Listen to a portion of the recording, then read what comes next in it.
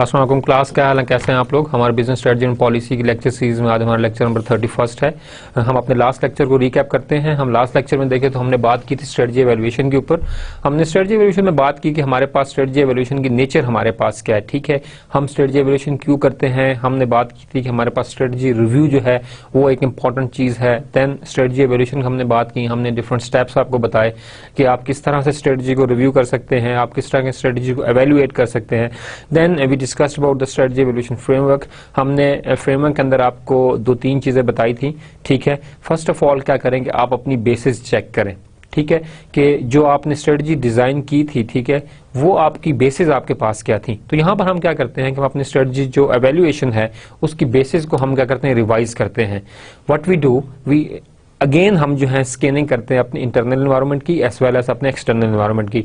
हमारा पर्पस यहाँ पर क्या होता है कि हम जो है अपनी जो इंटरनल फैक्टर एवेल्यूएशन मैट्रिसेस है उसको हम दोबारा से रिविजिट करें और करंट स्टेट के ऊपर हम जो है दोबारा से जो है अपनी रिवाइज्ड जो है वो internal factor evaluation matrices as well as external factor evaluation matrices, हम दोनों को हम क्या करें, हम दोबारा से इनको जो हम है वो बनाएं और हम इनको दोबारा से हम प्रेजेंट करें।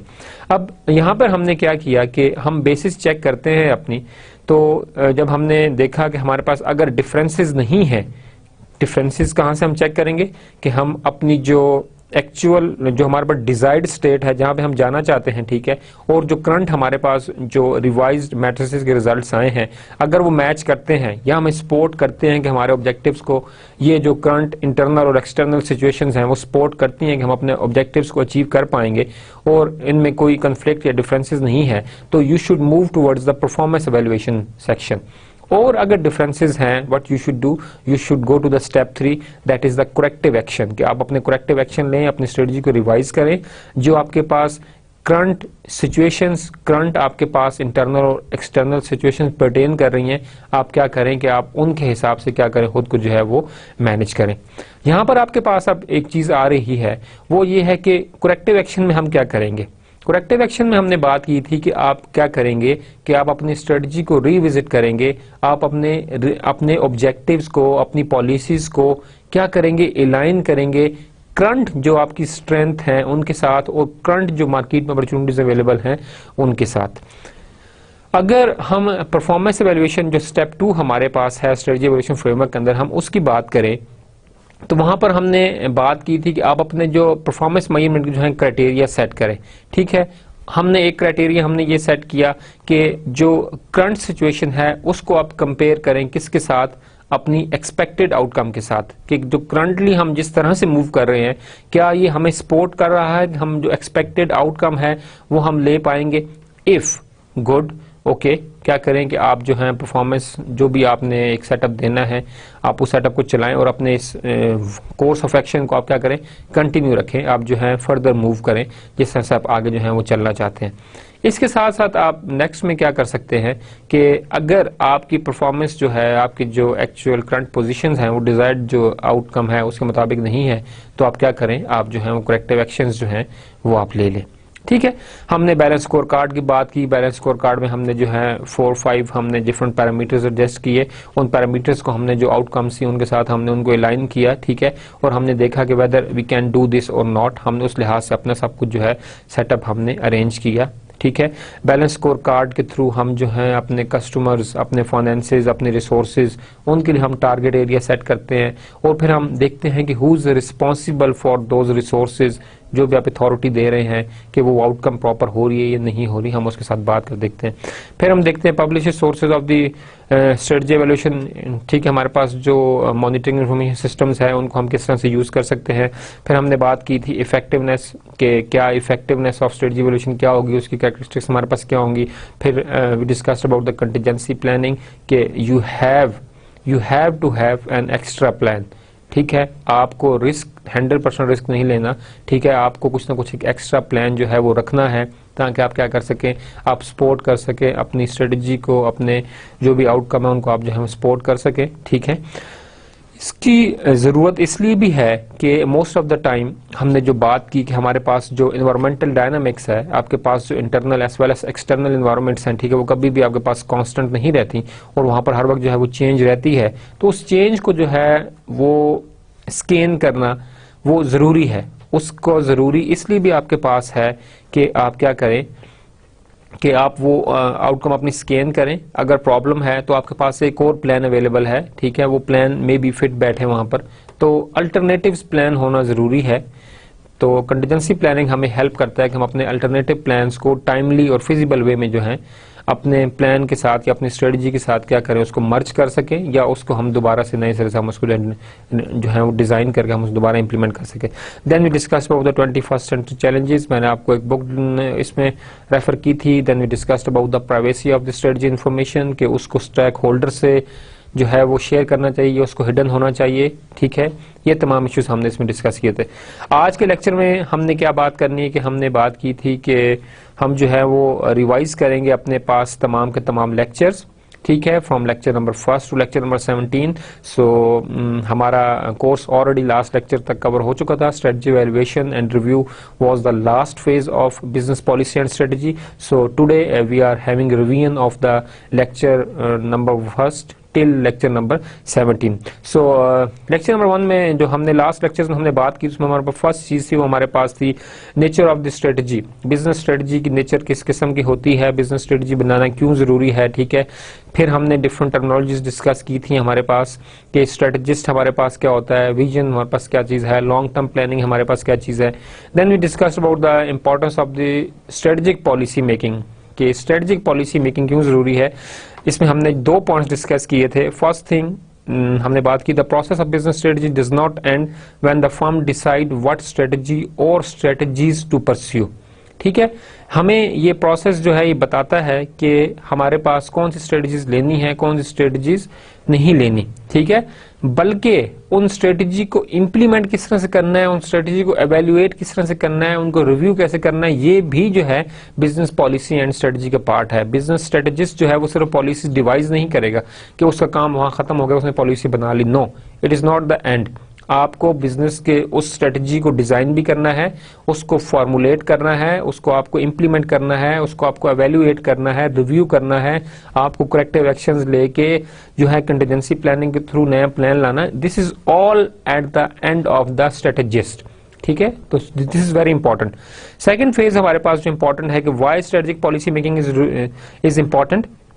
Translation of strategic thought into the action plan, जो आपके स्ट्रेटेजिक थॉट्स हैं, ठीक है, जो आपका विजन है, जो मिशन है, उसको आप जो है प्रॉपरली कन्वर्ट करें अपने पास लॉन्ग टर्म ऑब्जेक्टिव्स में, गोल्स में, स्ट्रेटेजीज में, ठीक है, इनटू द स्ट्रेटेजिक एक्शन। जो आउटकम है, जो एक आपके पास कम्पिटिटिव एज आप लेना चाहते हैं, जो आपका आइडिया है, उसको आप प्रॉपरली एक वे ऑफ एक्शन के ऊपर इंप्लीमेंट करवाएं, उसको आप लेकर आगे चलें। The first thing, management understand the business. अगर आप इस तरह ट्रांसलेट करते हैं और एक प्रॉपर एक कोर्स ऑफ एक्शन डिजाइन करते हैं, it is good for the management that they understand that what is actually required and how it can be done. This is important.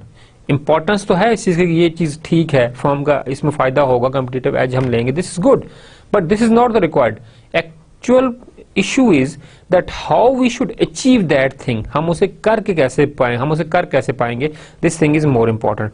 Another important thing, feel a part of the company, कि आपको ऐसे लगे कि आप company का हिस्सा हैं। ये तभी हो पाएगा जब आप क्लियर होंगे कि what actually you are doing, ठीक है, और किसके लिए कर रहे हैं और एंड आउटकम आपके पास क्या होगी, ठीक है। अनसर्टेनिटी में काम करेंगे, you never feel as a part of the company. Thorough involvement in the strategy formulation activities, ठीक है। आपके पास अगर स्ट्रेटेजिक प्लानिंग आप करेंगे, आप ट्रांसलेशन करेंगे अपने आइडियाज को बिजनेस ऑब्जेक्टिव्स में और स्ट्रेटजीज में, तो it will be good because you are involving your all the management, administration, operational levels, functional level into the strategic management process. So this is the importance of the strategic business policy. Then we discussed about the nature. Even the most technically perfect strategic plan will serve little purpose if it is not perfectly implemented. So this is very important statement. We said that strategists only not plan. ठीक है, हमारे पास एक अच्छा और technically perfect plan भी fail हो जाएगा if it is not perfectly implemented. तो परफेक्शन हमारे पास प्लानिंग में तो चाहिए ही चाहिए, but the actual perfection is implementation. इस चीज को आप इस तरह से देखें कि हमारे पास आपने प्लानिंग की है, ठीक है, आपने प्लानिंग की और आप चाहते हैं कि हम इस चीज को इस तरह से लेकर चलें, ठीक है, बट उसको इम्प्लीमेंट करने के लिए जो रिसोर्सेज चाहिए, ठीक है, जो टेक्निकलिटीज चाहिए, उनका आपको पता ही नहीं, उनका आपने ख्याल नहीं रखा, तो वो जो इतना परफेक्ट प्लान जिसकी आउटकम हमें ऐसी नजर आ रही थी कि हम तहलका मचा देंगे मार्केट में, ठीक है, पूरी मार्केट कैप्चर हो जाएगी, but in the phase of implementation आपको उसके अंदर ड्रॉबैक्स नजर आने लगे कि ये चीज तो फिजिबल ही नहीं है, तो this thing then again wrong. So the most important thing we have to focus on the implementation phase. कि implementation phase के अंदर हमारे पास जो है operational level के ऊपर, functional level के ऊपर जो capabilities required हैं, जो skills required हैं, ठीक है, वो होना बहुत ज्यादा जरूरी है हमारे पास. Change come through implementation and evaluation, not through the plan. Change तभी आएगी जो इतना परफेक्ट डिजाइंड और फॉर्मुलेटेड प्लान था वो परफेक्ट तरीके से इंप्लीमेंट होगा और एवेल्युएट होगा, ठीक है. अगर आपके पास प्लान मेजरेबल है, फिजिबल है, कंसिस्टेंट है, तो आई बिलीव कि कभी भी आपके पास ये इश्यूज नहीं आएंगे, ठीक है. अगर आपके पास तीनों प्रॉपर्टीज एक स्ट्रेटजी के अंदर नहीं है तो आपको इश्यूज आएंगे. तो प्लानिंग के ऊपर तो आप टाइम दें ही दें, बट आपका असल फोकस इस चीज पर भी हो कि स्ट्रेटजी को इम्प्लीमेंट और रिव्यू करना भी बहुत ज्यादा जरूरी है, और इसको आपने हर हाल में जो है वो करवाना है.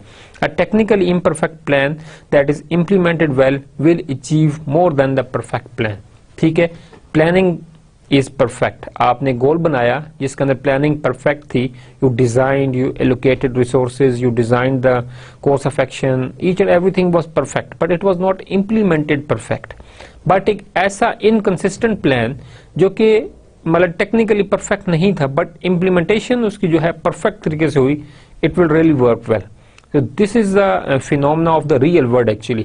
तो हमारे पास यहाँ पर जो है जो चीज बावर कराई जा रही है, जो चीज जिसकी इंपॉर्टेंस हमें यहाँ बताई जा रही है, that thing is that you have to look for the implementation. You have to focus on the implementation and review section.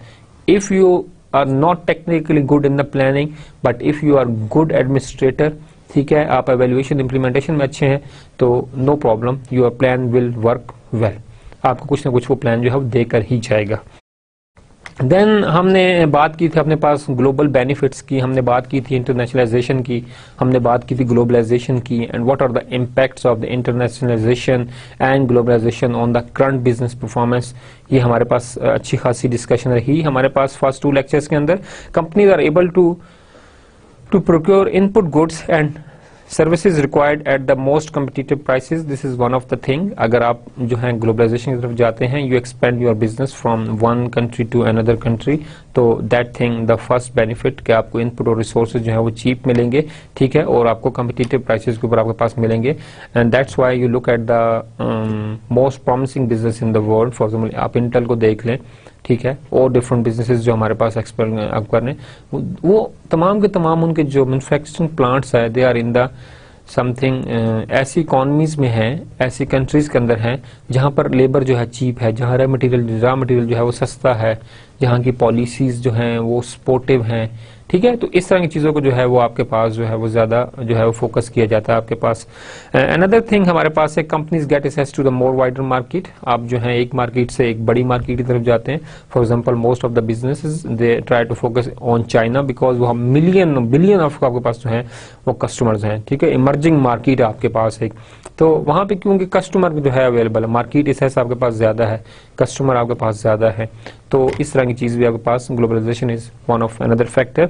it promotes understanding and goodwill among the different countries. Of course this is the corporate social responsibility factor कि आप सिर्फ अपना business जो है उसके अंदर आप Excel नहीं कर रहे, ठीक है, आप प्रॉफिटेबिलिटी मार्केट शेयर के ऊपर नहीं कर रहे, बल्कि 2 कंट्रीज के दरमियान एक गुडविल का जो आपके पास जो है वो भी एक फिनोमेना है, ठीक है. Different trade corporations, different MOUs जो आप देखते हैं टीवी के ऊपर भी और आम जो है कंट्रीज कर रही होती हैं, that thing is actually a joint venture, merger and acquisition. These are all the factors के आप जो है एक जो है गुडविल भी एस्टेब्लिश कर रहे होते हैं अपनी कंट्री की और अपने ब्रांड की भी, ठीक है.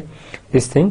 Another important thing, the business and investors get much wider opportunities for the investment and if you go for the globalization, ठीक है, एक नई मार्केट एक्सप्लोर करेंगे, अपने कस्टमर्स को जो है नए कस्टमर्स को अपने प्रोडक्ट के बारे में बताएंगे, प्रोडक्ट की कैपेबिलिटीज के बारे में बताएंगे, ठीक है. तो जितने ज्यादा आपका कस्टमर सेटिस्फाइड होगा, आपके पास जो है प्रोडक्ट का और मार्केट जो शेयर है आपके पास वो आपके पास बढ़ेगा. तो that thing is much more required कि आपके पास ये चीज बहुत ज्यादा जरूरी है होना कि आप बिजनेस को अपने जो है ग्लोबली लेकर जाएं इफ यू आर कैपेबल। ठीक है, इससे पहले आपको देखना होगा कि आपके पास मार्केट सिचुएशन क्या है, वेदर जिस कंट्री में या जो भी आप बिजनेस जहां करना चाह रहे हैं वहां की जो कंट्री है वो सपोर्ट करती है या सपोर्ट नहीं करती। ठीक है, तो किस किस्म की जो है वो सब्सिडीज अवेलेबल है उस कंट्रीज में आउटसाइडर्स के लिए, बाहर से बिजनेस लाने वालों के लिए।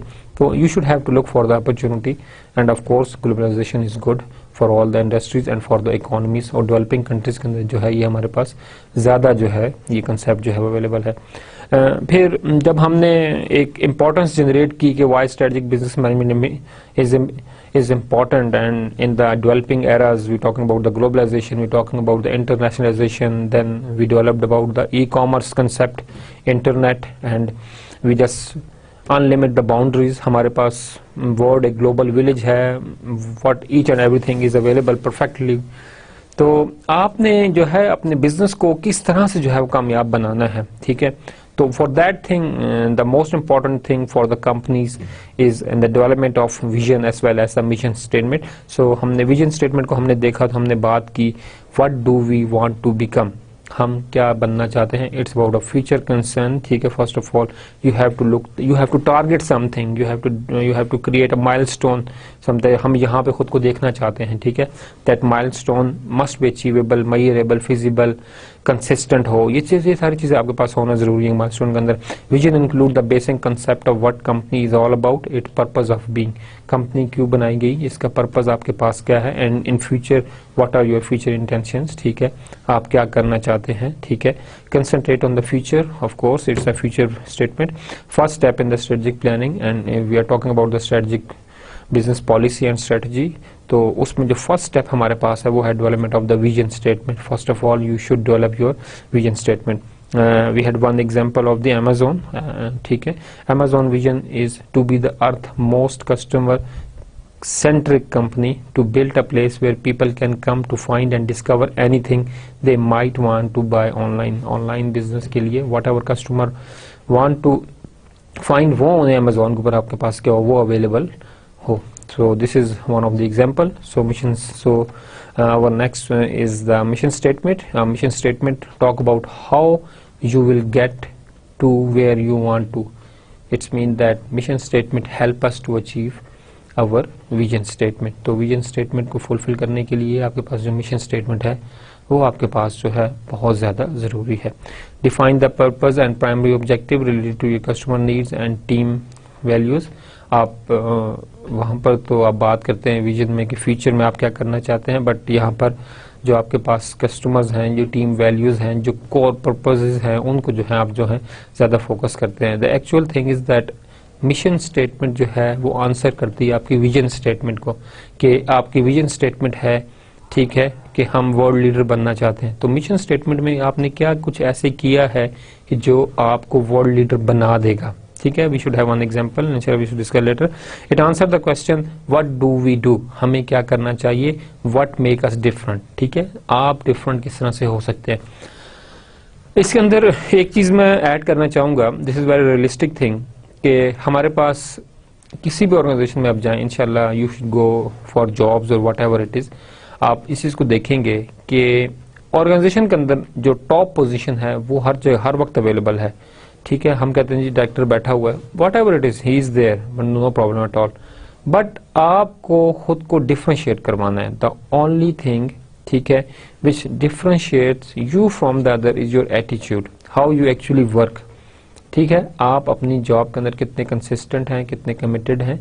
ठीक है, ये चीज बहुत जरूरी है। तो अगर आप डिफरेंशिएटेड है फ्रॉम योर कोलीग्स, आपका काम करने का pattern, output, performance, task delegation, commitment, हर चीज में आप अगर परफेक्ट हैं और अपने कोलीग से आप डिफरेंट हैं, तो no problem at all, soon you will be at the top position. तो डिफरेंशिएशन एक ऐसी चीज है जो बहुत जरूरी है। The same thing here, the mission statement, that how you are different from your competitors, how your product feature characteristics are different from already product which are available in the market। तो ये आपको चीजें जो है देखनी होंगी। A mission statement talks about the present leading to its future। ठीक है, प्रेजेंट के बारे में बताता है जो कि आपको फ्यूचर की तरफ लीड करता है, because you are planning, you are setting the long term objective, short term objectives, आपके पास एनुअल प्लानिंग हो रही है, तो आप क्या करें एक्चुअल में अपने पास स्टेप वाइज जो है, स्टेप बाय स्टेप आप अपने फ्यूचर की तरफ क्या आप मूव कर रहे हैं। This is one of the example of mission statement of life strong to inspire and empower people affected by the cancer. ठीक है, inspire and empower, give them the power, information, decision making skills, ठीक है, authority, कि वो क्या कर सके, वो इफेक्ट वो क्या कर सके, इंस्पायर हो और अपने आप को जो है कैंसर से जो है खुद को सेव कर सके। So this is one of the example. Then we discussed about the mission and vision statement.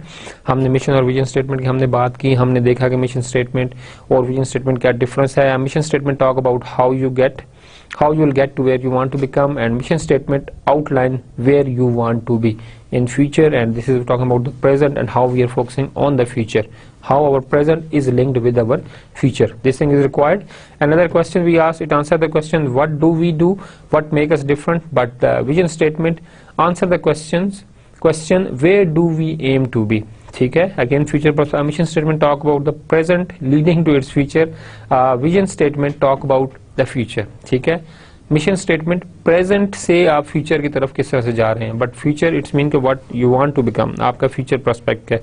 Your mission statement में चेंज, ये एक इंपॉर्टेंट थिंग है कि आपके पास मिशन स्टेटमेंट चेंज होती रहती है, बट आपके पास विजन स्टेटमेंट जो है वो चेंज नहीं होती। योर मिशन स्टेटमेंट में change, but it should still tie back to your core values, customer need and vision. Of course this is the linkage, mission statement को आपको कोर वैल्यूज, कस्टमर नीड्स, इनके साथ आपको match करना पड़ेगा।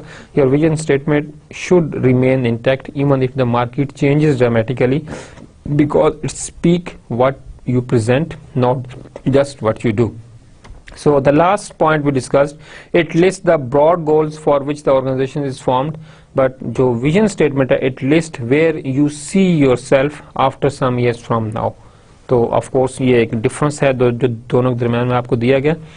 हमने एक और इम्पॉर्टेंट चीज जो थी वो डिस्कस की थी, हमने कहा था कि वाई रिटर्न स्टेटमेंट, कि हमारे पास जो है मिशन स्टेटमेंट का रिटर्न क्यों जरूरी है। फिर हमने आपको जो है, मैंने फोर्ब्स के जो है हमारे पास जो मैगजीन है इकोनॉमिस्ट, इनके मैंने आपको कुछ रेफरेंसेस कोट किए थे। हमने बात की थी कि हमारे पास वो फर्म्स जो कि अपनी मिशन स्टेटमेंट को राइट करती हैं और प्रॉपर डॉक्यूमेंट करती हैं, they earn 30% more on their financial ratios, अपनी फाइनेंशियल रेशियोज के ऊपर वो 30% मोर जो है उसके ऊपर क्या करती हैं वो लोग, वो अर्न करते हैं। ठीक है, तो इसके अंदर आप ये चीज देखें कि आपके पास जो है किस तरह से आप अपनी अर्निंग जो है वो बढ़ा सकते हैं। तो this is the importance of actually the mission statement. So why it is important, developing a comprehensive mission statement is important because divergent views important among managers can be revealed and resolved through this process. हमारे पास एक organisation के अंदर एक management आपके पास है, आपके पास डिफरेंट लेयर्स हैं ऑर्गेनाइजेशन के अंदर, तो आपको डिफरेंट तरह से आपको जो है क्रिटिसाइज किया जा सकता है, डिफरेंट पॉइंट ऑफ व्यू आपके पास आ सकते हैं। But if one thing is written, it's mean that everybody have to concentrate on that written statement. ठीक है, तो इसके अंदर इनपुट आपको जो है नहीं आ सकती, तो कोई बंदा डाइवर्ट नहीं करता अपनी प्रोग्रेस से, because you already provided them with the road map. So this thing is important. Considerable disagreement among an organization strategist, our vision and mission can cause trouble if it is not resolved. And if you had not written and perfectly managed vision and mission statement, there may be conflict between the top management and the something in the functional departments. So vision और mission statement के अंदर अगर problem आपका आएगा तो शायद आप अच्छी तरह सर्वाइव जो है वो ना कर पाएं. So that's why this is another important thing that you have to write your mission statement. An organization that fail to develop a vision statement loses the opportunity to present itself favorable to the existing potential stakeholders. This is another drawback if you will not write your mission statement. यहाँ पर हमने एक concept discuss किया था which was very much important. We talk about the unique selling proposition. Unique selling proposition is the unique thing that you can offer that your competitors cannot. ठीक है, आपके competitors जो हैं वो ऑफर नहीं कर रहे बट आप जो हैं वो ऑफर कर रहे हैं. This is the unique property, unique characteristic, unique feature आपके प्रोडक्ट के अंदर, आपकी सर्विसेज के अंदर ऐसी चीज, ठीक है, जो कि आपको यूनिक बना रही है और डिफरेंशिएट कर रही है फ्रॉम योर कंपिटिटर्स. यहाँ देखिए हमने अगेन वही देखा कि अगर डिफरेंशिएटेड थिंग है तो ऑफ कोर्स आप कंपिटिटर से जो है वो एज जो है वो ले जाएंगे.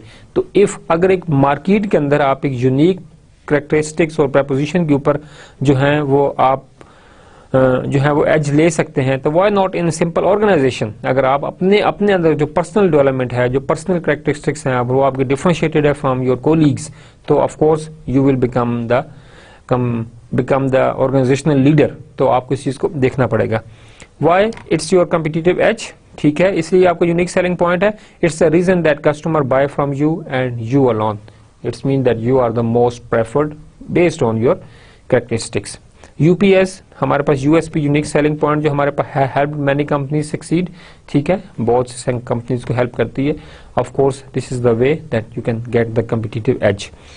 However, UPS are often extremely difficult to find. इतना आसान नहीं होता आपके पास यूनिक सेलिंग पॉइंट या उन कैपेबिलिटीज को ग्रो करना, because market they are always looking for the competitive strategies. तो आपके पास कम्पिटिटिव की स्ट्रेटजीज क्या है, and they always try to convert their weaknesses into the threats. और वो भी हमारे पास जिस तरह आप एक अपॉर्चुनिटी की तलाश में हैं, उसको कैप्चर करने की जिस तरह आपके कम्पिटिटर्स की भी जो है वो मार्केट स्कैनिंग के थ्रू जो है उस अपॉर्चुनिटी जो होती है वो नजर होती है। And as soon as one company establishes a successful USP in a market, ठीक है, competitors rush to copy it. This is another phenomena कि अगर आप एक ट्रेंड सेट करते हैं तो जो आपके कंपटीटर्स है वो आपके पास क्या करते हैं कि वो एकदम उस चीज को जो है वो कॉपी करना जो है वो स्टार्ट कर देते हैं।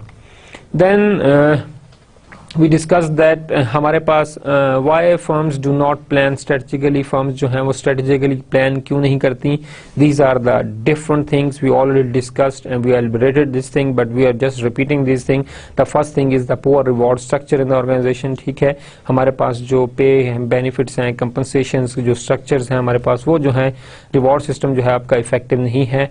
Fire fighting हमारे पास है, wastage of the time है, ठीक है। Why के plan जो है वो planning, strategically planning is a wastage of the time, therefore most of the time they not plan, ठीक है। Too expensive most of the time हमारे पास ये कहा जाता है कि you have to involve your lower management, top management, ठीक है, आपको हर एक को involve करना है। and if you have very big firm and you are distributed, आप dispersed हैं different countries के अंदर, तो strategically plan करना आपके लिए जो है वो costly और expensive हो सकता है। सो अनदर रीजन कंपनी हमारे पास प्लान नहीं करती। लेजीनेस, ये तो हमारे पास पाकिस्तान का तो बहुत बड़ा अहम फैक्टर है ये वाला। Content with success, fear of the failure, most of the time we not plan के we already fear of the failures. हमारे पास एक और चीज भी आप देखें कि आप स्टूडेंट की साइकी थ्रू आपसे डिस्कस करता हूँ कि वो स्टूडेंट्स जो सोचते हैं सब्जेक्ट स्टार्ट होता है 1-2 आप कोर्सेज लेते हैं, लेक्चर लेते हैं, ये सब्जेक्ट तो मुझसे पास में, most of the time statistic की हम बात करते हैं, मैथमेटिक्स की बात करते हैं, ठीक है। अगर आपकी FSC आपने जो है प्री मेडिकल की हुई थी और आपको जो है आगे आगे स्टैटिस्टिक कोर्स पढ़ना पड़ा, मेरी तो मैथ से बनती ही नहीं है, मैं तो फेल हो जाऊंगा, already you have fear in your mind. और वो बच्चे जो ज्यादातर डरते हैं वो फेल भी हो जाते हैं। So this is the thing, you are at the phase of the learning, अभी आपने काम स्टार्ट किया, अभी से डरने की क्या जरूरत है, let it work, आप अपना टाइम गुजारो, टाइम के साथ साथ इंशाल्लाह it will be furnished and it will be managed। तो हम चीजों को जो है वो एडजस्ट कर सकते हैं। बट ये एक साइकोलॉजिकल फिनोमेना है, अगर आप एक चीज को सोचेंगे that you cannot do it, then surely you cannot do it, but once you have in your mind, you have clear intentions that yes I have to do it। आप क्यों ऐसा करेंगे, I have to do it because you have something goal, आपने कुछ चीज इसको achieve करेंगे तो आगे आपका कोई ऐसे आपका जो विजन है कि हम मैंने इसको जो है इसको कनेक्ट करना है, इससे मेरी ये चीज बढ़ेगी, तो वो चीज बहुत जरूरी था आपके लिए, तो आपने इस चीज को जो है वो हर हाल में करना ही करना है, ठीक है। तो fear of failure is good, most of the time organization plan क्यों नहीं करती, because of that fear of failure हमारे पास, ठीक। Our confident we are good, we are at the top, we are at the peak of the business, हमें जो है जरूरत नहीं है वो प्लान करें स्ट्रेटेजिकली जो हमसे जो है वो नीचे हैं, जिनका बिजनेस अच्छा नहीं है। We are good so we don't need any strategic planning, so this thing is again wrong. Prior bad experience, पहले आपने किया प्लान, वो अच्छा एक्सपीरियंस नहीं रहा, so now you are no more going to repeat that bad experience. This is another reason, self interest, fear of the unknown, honest difference of opinion, internally जो है आपको जो है वो अच्छा ओपिनियन नहीं मिलता या लोग नहीं देते, सो दिस इज अनदर फैक्टर कि हमारे पास जो कंपनीज हैं वो स्ट्रेटेजिकली प्लान नहीं करती। अगर आप स्ट्रेटेजिकली प्लान करते हैं, so what are the benefits, financial benefits हमारे पास क्या है, improve productivity, improved sale, improve profitability, of course everything is good.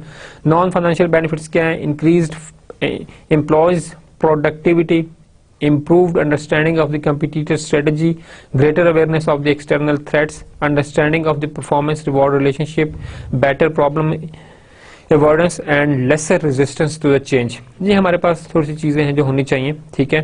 फिर हमने बात की थी हमारे पास process of external audit. External audit में हमने जो है वो 3 स्टेप देखे।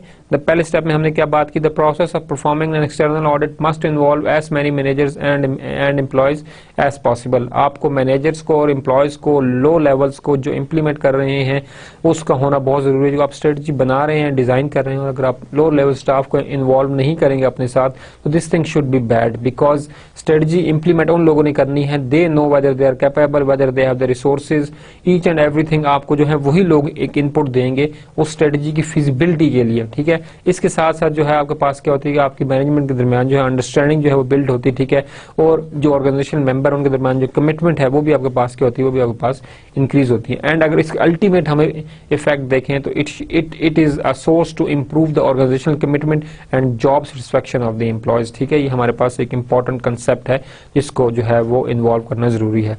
सेकंड चीज हम देखें तो हमारे पास, to perform an external audit a company first must gather competitive intelligence and information about competitive intelligence, information आपके पास के कॉम्पिटिटर्स आपके कौन कौन सी स्ट्रेटजीज वे आउट यूज करते हैं, ठीक है, जिसके तहत वो आपके पास क्या है वो competitive idea, this thing is called competitive intelligence. You must have knowledge about the strategies, about the processes, about the way the actually competitors are behaving, तो this thing is good for you, ठीक है। तो आपके पास ये different factors हैं जिसके बारे में आपको इन्फॉर्मेशन जो है जरूरी है from the external environment. Once information is gathered it should be assimilated, evaluated and prioritized. आप उसे सेट करते हैं, उसकी प्रायोरिटी देखते हैं। External factors should be important to achieve long term and annual objectives and measurable goals. ये चीजें आपके पास बहुत ज्यादा जरूरी है।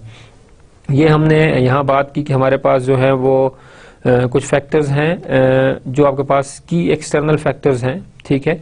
वो हमारे पास कौन कौन से हैं, सोशल इकोनॉमिक फैक्टर्स हैं, सोशल कल्चरल फैक्टर्स आपके पास हैं, पॉलिटिकल लीगल फैक्टर्स आपके पास हैं, टेक्नोलॉजिकल फैक्टर्स हैं, और आपके पास जो है कम्पिटिटिव फैक्टर्स। आपके पास जो है 5 फैक्टर्स हैं जिनके ऊपर जो है आपकी कंसंट्रेशन जो है वो होती है। Then these things are linked, ये जितने भी फैक्टर्स हैं इनके अलावा हमारे पास कुछ और फैक्टर्स हैं जो इफेक्ट होते हैं इससे, वो हमारे पास कंपिटिटर्स हैं, सप्लायर्स हैं, डिस्ट्रीब्यूटर्स आपके पास हैं, क्रेडिटर्स आपके इन्वेस्टर्स हैं, कस्टमर्स हैं, एम्प्लॉयज हैं, कम्युनिटीज हैं, मैनेजर्स हैं, स्टेक होल्डर्स हैं, लेबर यूनियंस हैं, there are so many things.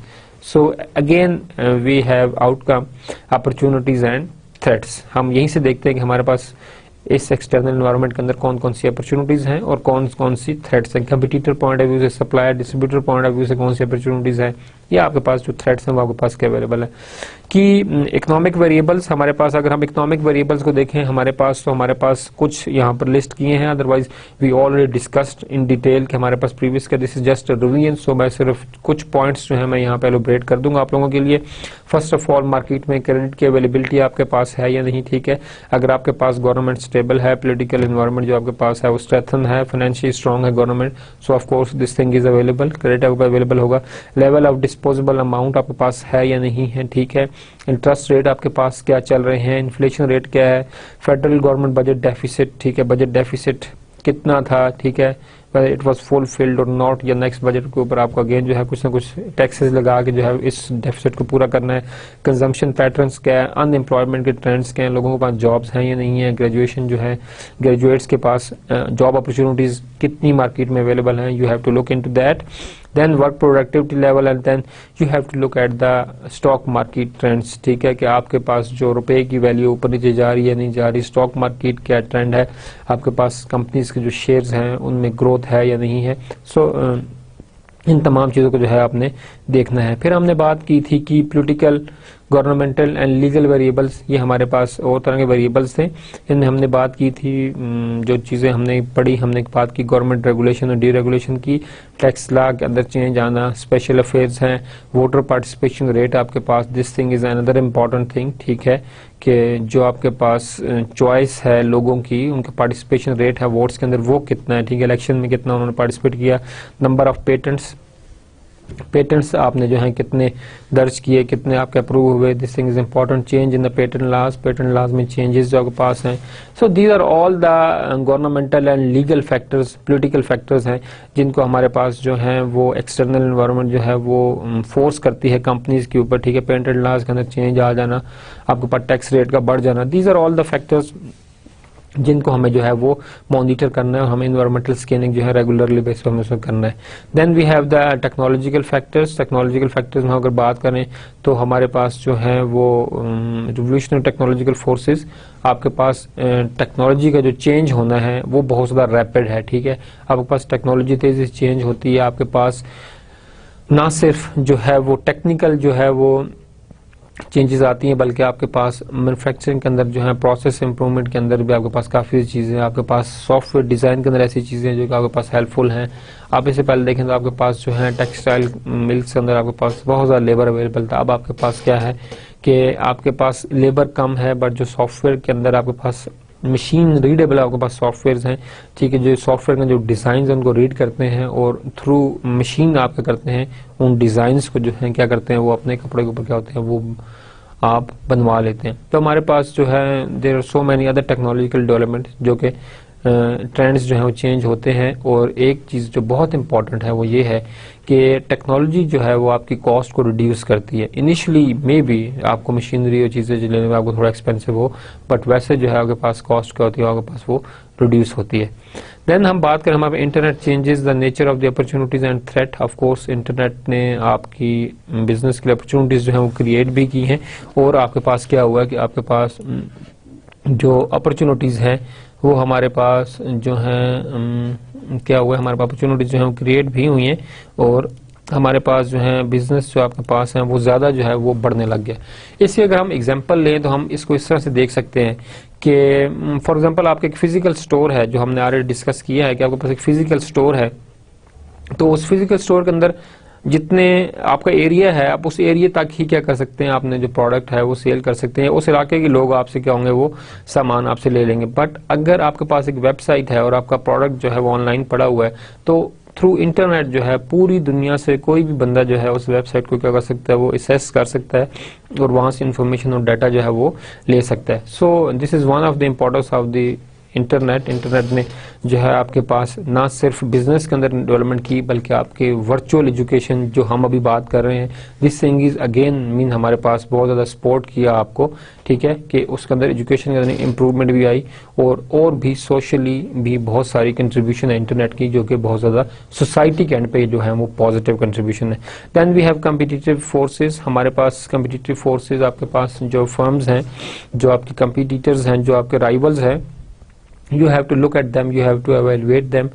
It is important because आपको उनकी strategies, the way of action, they are actually mean वो काम कर रहे हैं, आपको उस चीज़ को देखना है, उसको वर्कआउट करना है कि वो कैसे काम कर रहे हैं और आप कैसे काम कर रहे हैं, ठीक है। और उस लिहाज से क्या करना है आपने, मतलब कि अपने पास चीज़ों को जो है वो आपने एडजस्ट जो है वो आपने उन सब चीज़ों को जो है आपने एडजस्ट जो है वो करना है आपके पास। This is one of the thing. And then next thing we have Porter model. हमने बात की थी पोर्टर मॉडल के ऊपर, उसके अंदर हमने पोर्टर मॉडल में हमने जो है वो चीज़ें देखी थी, वो हमारे पास थे पोर्टर के 5 forces. These 5 forces are very much important. इन 5 फोर्सेस में हमने देखा था, हमारे पास जो था वो हमारे पास था threats of substitute product.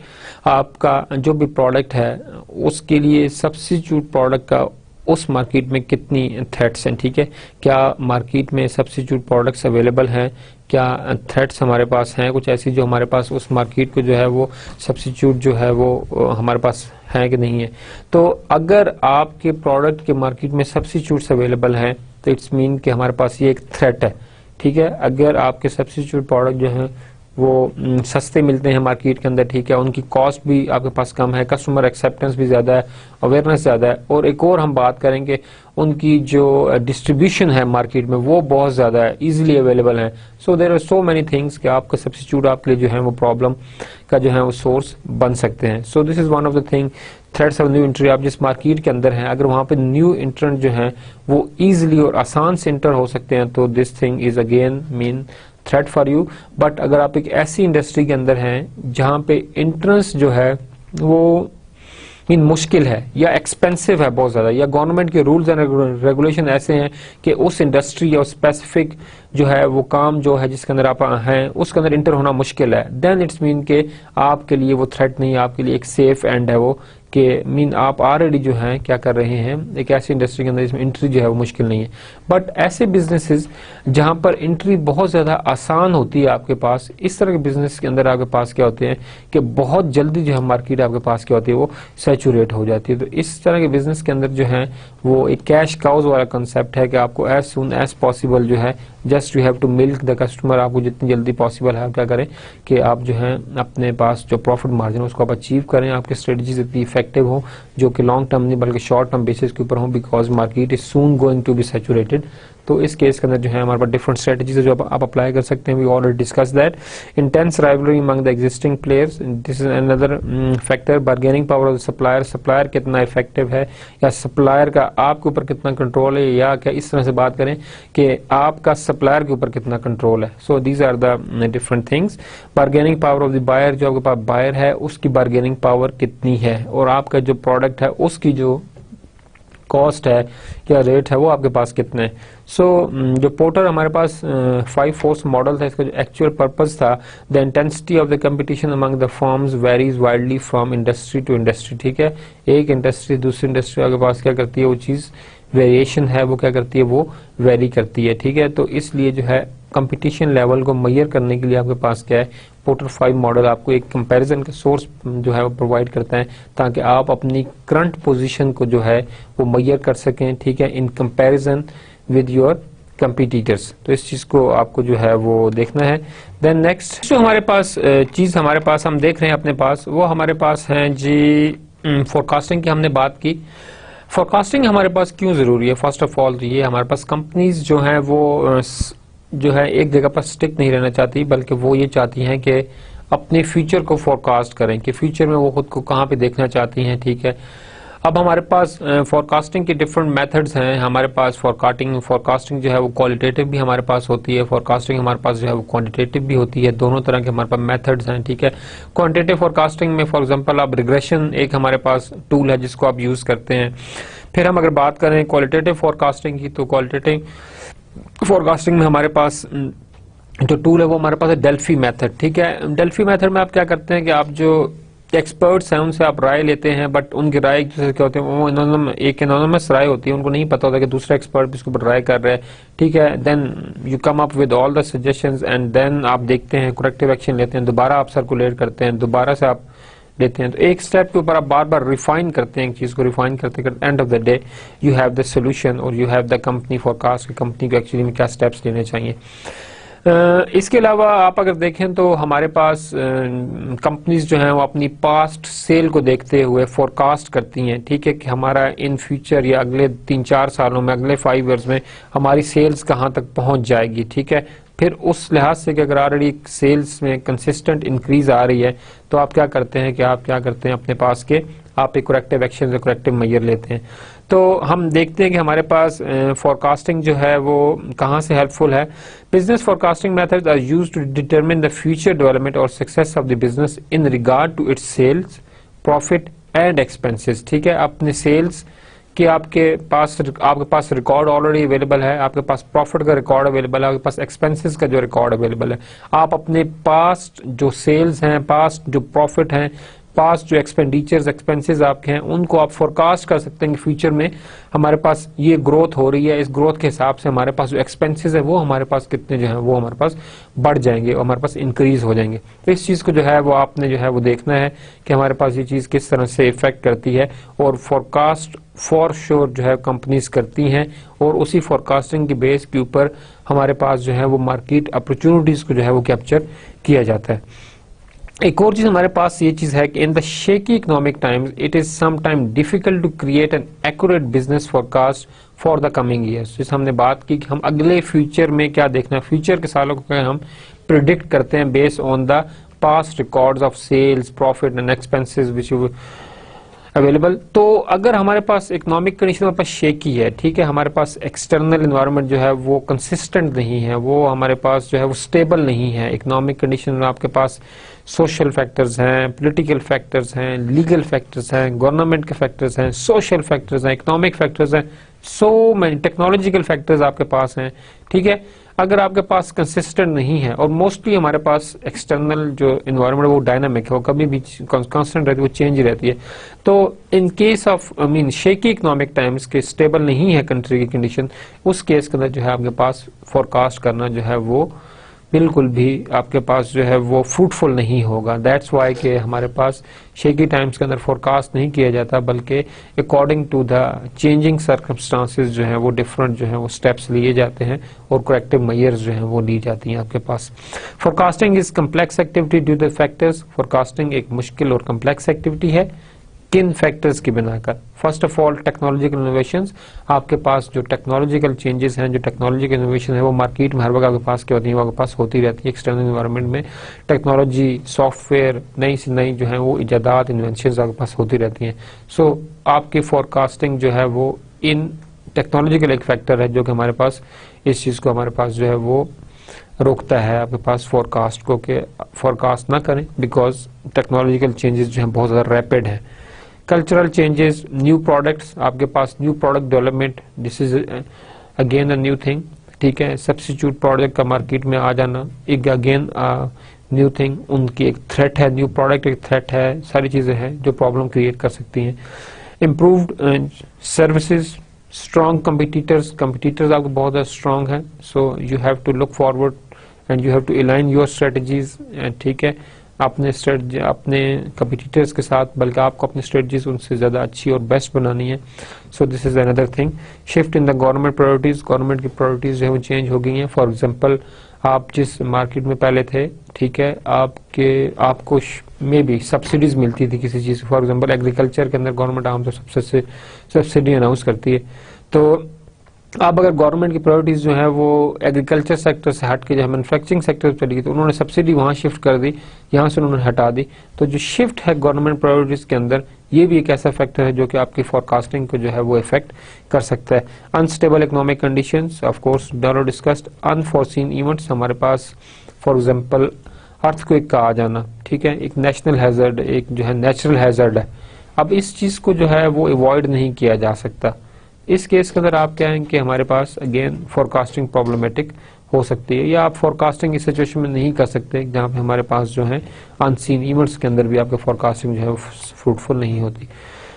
Then हमने डिस्कस की थी बहुत इंपॉर्टेंट चीज, हमारे पास एक्सटर्नल फैक्टर एवेल्युएशन मैट्रिसेस। हमने एक्सटर्नल, हम क्योंकि यहाँ तक बात कर रहे हैं, अपने पास जो है एक्सटर्नल एनवायरनमेंट की हमारी स्कैनिंग चल रही है, ठीक है। अब तक हमने बात की थी अपने पास external factor evaluation matrices. External factor evaluation matrices के आपके पास जो हमने एग्जांपल आपको दी थी, इस एग्जांपल में हमने बात की थी यूनिलीवर की, कि यूनिलीवर कौन से की एक्सटर्नल फैक्टर्स जो है उनके ऊपर जो है फोकस करता है, ठीक है।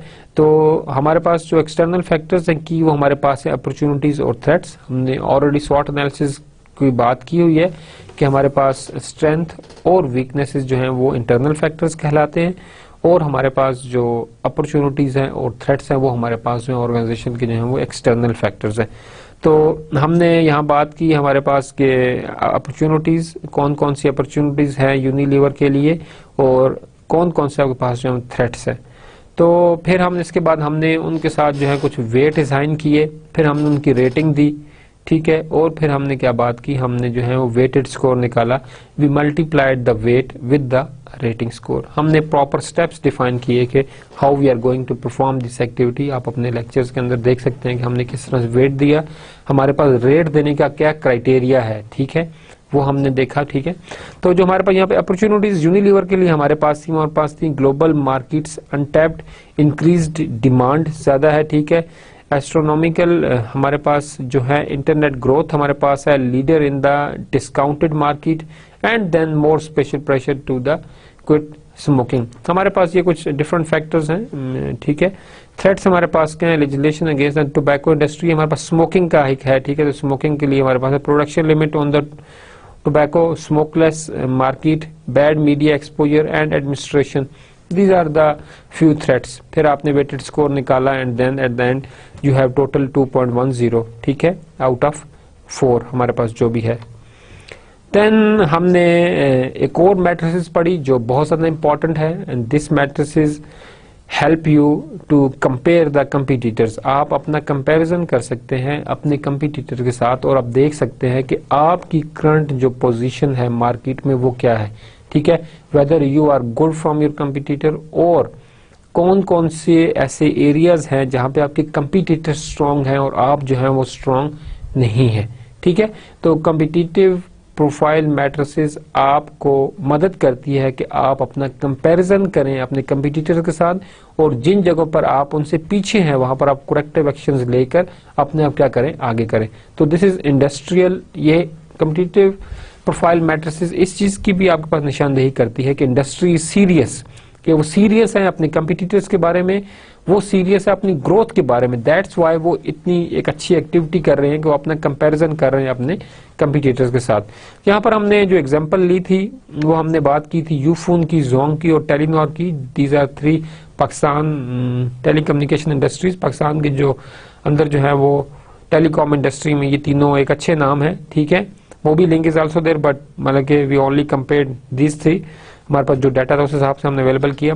डिफरेंट क्रिटिकल सक्सेस फैक्टर्स हमने रखे, advertising, product quality, then price competition, then management, and then financial position, customer loyalty, global expansion, and then we have market share। ये हमारे पास different critical success factors जिसकी basis पे हमने इन तीनों जो तीनों मोबाइल कंपनीज इनको हमने evaluate किया, then we had given them the weight, then we rated them, फिर हमने स्कोर जो है weighted score हमने we multiplied the weight with the rate and we got the weighted score, ठीक है। Similarly we did with the Zong, ठीक है। And wait हमारे पास देखें सबके एक ही है, बट रेट के अंदर हमारे पास क्या है कि जिसकी जो स्ट्रेंथ है उस लिहाज से हमने क्या किया, उसको हमने रेटिंग जो हमने दी है, but maximum rate is 4 and the minimum rate you can give is 1, ठीक है। इसमें हमारे पास देखें तो यूफोन 3.15, जोंग जो है 3.25 एंड हमारे पास टेलीनॉर जो है वो 2.80। तो हमारे पास चला कि हमारे पास जो जोंग जो है हमारे पास जो सबसे बेस्ट जो है वो इस वक्त जो है वो मार्केट में है। And from where they are getting edge, they are getting edge from their advertisement and they are getting edge from their price and their market share, कि उनका मार्केट शेयर जो है वो मार्केट शेयर ज्यादा है Zong का, that's why they are getting edge because the score is 3.25। तो यूफोन अब अपना कंपैरिजन कर सकता है कि उसका जो मोस्ट कम्पिटिटिव कंपटीटर वो हमारे पास जोंग है, और यूफोन का जो compete नहीं कर रहा है यूफोन के साथ या इसका कंपटीशन इसके साथ नहीं, वो हमारे पास है Telenor. But there is not much difference, mean थोड़े से फैक्टर्स हैं जिनकी बेस पर जो है वो इजीली परफेक्ट हो सकता है। But the main thing is that Ufone has to focus on their advertisement plan. उनको अपनी जो है एडवर्टाइजमेंट का जो पैटर्न है प्लान उनको जो है उनको चेंज करना पड़ेगा। And then we discussed about the industry analysis. In the industry analysis we discussed about the external factors evaluation matrix से कौन कौन से ऐसे factors हैं जो कि आपके पास जो है एक्सटर्नल एनवायरनमेंट में हैं, जो कि आपके पास इंटरनल फैक्टर एवल्यूशन मैट्रिसेस के जो है वो पार्ट बन सकते हैं और आपको जो हम डिस्टर्ब कर सकते हैं। These factors are economic, social, cultural, and then we have demographic, environmental, political, governmental, technological and competitive. ये जो आपके पास डिफरेंट फैक्टर्स जो यहाँ पर डिस्कस किए गए हैं हमारे पास, इन डिफरेंट फैक्टर्स के अंदर आपने देखना है कि एक्सटर्नल एनवायरनमेंट में से इनमें से कौन से ऐसे फैक्टर्स हैं जो कि आपको ज्यादा इफेक्ट कर रहे हैं। वेदर हमारे पास जो सोशल या इकोनॉमिक फैक्टर है ये आपको ज्यादा इफेक्ट कर रहा है, या जो कल्चरल एलिमेंट है ये आपके पास ज्यादा इफेक्ट कर रहा है, ठीक है। जिस तरह हमने बात की ग्लोबलाइजेशन की, हमने इंटरनेशनलाइजेशन की बात की, ई कॉमर्स, इंटरनेट की हमने बात की, तो ये तमाम चीजें जो आपके पास है, these are the new factors which must be considered, ठीक है। तो आपने ये देखना है कि एक्सटर्नल एनवायरनमेंट में आपके जो फैक्टर्स हैं उनमें से ज्यादा जो इम्पोर्टेंट है आपके बिजनेस के लिए वो कौन से फैक्टर्स हैं, कौन से फैक्टर्स ऐसे हैं जो एक्सटर्नल एनवायरनमेंट में आपके बिजनेस को जो है वो डिस्टर्ब कर रहे हैं, आपके बिजनेस उनसे इफेक्ट हो रहा है। Whether these are the economical factors, whether these are the social factors और द कल्चरल फैक्टर्स, ठीक है। कल्चरल फैक्टर्स भी अगर आप जो है वो ग्लोबलाइजेशन के फैक्टर को देखते हैं तो you have to look for the culture of that country, तो उसको भी आपको देखना है। तो आपके पास अनदर फैक्टर है। Then we have mean demographic factors, जो हमारे पास डेमोग्राफिक फैक्टर्स है वो हमारे पास एक और इम्पॉर्टेंट चीज है। Then we have environmental factors, then we have political factors, then we have governmental factor, technological factor, and we have the competitive factors. ये हमारे पास डिफरेंट फैक्टर्स हैं जो हमारे पास इंडस्ट्री की ग्रोथ को और उनके जो है काम को जो है इफेक्ट कर सकते हैं। So for the external factor evolution matrices you must have to collect the factors from all these key external elements.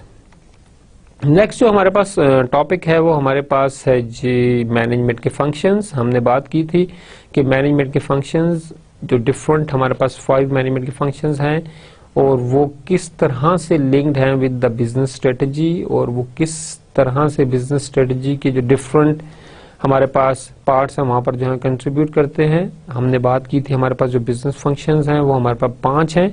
We have planning, we have organizing, we have motivating, we have staffing, we have controlling.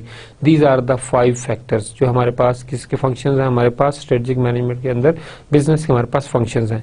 जो हमारे पास strategy business strategy की जो हमारे पास 3 phases है वो हमारे पास है business strategy formulation, strategy implementation, and the end we have the strategy implementation, strategy evaluation and strategy review and evaluation. ठीक है, हमारे पास ये पार्ट है. अब हमने ये देखना है कि हमारे पास जो बिजनेस के फंक्शंस हैं वो किस तरह से लिंक्ड है हमारे पास जो हमारे पास मैनेजमेंट के फंक्शंस हैं वो किस तरह से लिंक्ड है हमारे पास बिजनेस स्ट्रेटजी के फंक्शन के साथ. अगर हम इसको थोड़ा देखें तो पता चलता है हमारे पास कि जो प्लानिंग का फेज है वो हमारे पास स्ट्रेटजी फॉर्मुलेशन का फेज है. ठीक है, तो जो बिजनेस के अंदर जो हम प्लान करते हैं वो एक्चुअली हमारे पास क्या होती है कि हम जो स्ट्रेटजी डिवाइस कर रहे होते हैं, स्ट्रेटजी फॉर्मुलेट कर रहे होते हैं, ये पार्ट जो उसके साथ हमारे पास क्या है वो लिंक्ड है. Second function we have organizing, motivating and staffing. ये जो तीनों आपके पास एलिमेंट्स है ये आपके पास जो है स्ट्रेटजी इंप्लीमेंटेशन के फेज के अंदर हमारे पास है और उसके साथ हम लिंक करते हैं. The third and last phase we have the controlling one. Controlling हमारे पास किसके साथ हमारे पास है वो हमारे पास है स्ट्रेटजी एवेल्युएशन के अंदर. आपने जो है स्ट्रेटजी फॉर्मुलेट की, आपने स्ट्रेटजी इंप्लीमेंट की एंड देन अब आपका पास है कि आप स्ट्रेटजी को रिव्यू करें और उसको आप एवेल्युएट करें. अगर उसके अंदर कोई प्रॉब्लम है, ठीक है, तो आप क्या करें, करेक्टिव एक्शंस लें. अगर उसके अंदर कोई प्रॉब्लम नहीं है तो क्या करें आप, मतलब कि आप जो परफॉर्मेंस जो है उसकी आउटकम है उसको जो है आप प्रॉपरली मेजर करें. तो हमारे पास मैनेजमेंट की जो है वो बहुत ज़्यादा कंट्रीब्यूशंस है towards the strategic business planning. इसके साथ साथ हम थोड़ा देखें तो हमारे पास मैनेजमेंट का जो हर फंक्शन है वो अपनी जगह पर जो है वो कंट्रीब्यूट करता है. ठीक है, अगर हम ये बात करें प्लानिंग में हमने जो है अपने पास इन्वॉल्व किया अपने तमाम के तमाम एम्प्लॉयज को, टॉप मैनेजमेंट को, अपने फंक्शनल लेवल को, अपने ऑपरेशनल लेवल एम्प्लॉयज को हमने हर जगह इन्वॉल्व किया. बट हम अगर देखें हमारे पास जो 3 फेज है, हमारे पास जो बिजनेस के 3 फेज हैं बिजनेस फंक्शंस के, वो हमारे पास organising, motivating and staffing. That आपने प्लान कर लिया, अब आपने जो है वो रिसोर्स को ऑर्गेनाइज किया, रिसोर्स को आपने एलोकेट किया, फिर आपने एम्प्लॉयज को मोटिवेट किया कि how fruitfully you can use these resources, उन्होंने उनको यूज किया एंड देन आपने स्टाफिंग. अगर आप देखते हैं कि हमारे पास कुछ कमी है और स्ट्रेटजी प्रॉपर्ली इंप्लीमेंट नहीं हो रही तो आप क्या करते हैं, आप स्टाफिंग का जो कंसेप्ट अप्लाई करते हैं, आप रिक्रूट करते हैं नए बंदों को, प्रोमोट करते हैं, रिवॉर्ड्स देते हैं, तो सारी चीजें हैं. Eight the end you have the controlling. You already did each and everything what is required, you already allocate the resources. आपने सैलरी स्ट्रक्चर सेट कर लिया, आपने ऑर्गेनाइजेशन में हायरार्की बना ली, आपने कल्चर बना लिया. अब आपके पास क्या टाइम है कि आप क्या करें, उसको कंट्रोल करें. ठीक है, इस कंट्रोल का हमारे पास कनेक्शन है आपके पास किसके साथ, स्ट्रेटजी रिव्यू एंड एवेल्युएशन के साथ. तो क्लास हमारे पास जो आज का लेक्चर था वो हम यहाँ पे इसको वाइंड अप करते हैं. हमने आज के लेक्चर में हमने फर्स्ट 16 लेक्चर्स जो हैं उनको हमने देखा, लेक्चर नंबर 1 से लेके लेक्चर नंबर 16 तक. ठीक है, हमारे पास जितनी भी चीज़ थी उनमें से जो मेजर और इम्पोर्टेंट चीज़ें जो हमारे पास थी, दिस डजंट मीन कि आपके पास यही सारी पेपर में आएंगी. आपने हर लेक्चर को प्रॉपर देखना है, हर चीज़ आप देखना है, अपने जो कोर्स आउटलाइन उसको आपने देखना है, अपने नोट्स पढ़ने हैं, टीचर से हम डिस्कशन करते हैं. ठीक है, बट हमारा जो इस लेक्चर का पर्पस था कि हमने इसको रिवाइज किया, अपने ओवरऑल जो होल कॉन्सेप्ट था उसको हमने रिवाइज किया और हमने इस चीज़ को जो है वो देखा. इंशाल्लाह जो हमारे पास नेक्स्ट लेक्चर होगा, उस नेक्स्ट लेक्चर में हम जो बाकी हमारे पास लेक्चर नंबर 17 से लेकर लेक्चर नंबर 30 तक हमने जो कंटेंट्स कवर किए थे, इंशाल्लाह we should try to cover that content. तो thank you very much for today lecture. अस्सलामु अलैकुम व रहमतुल्लाहि व बरकातुहू.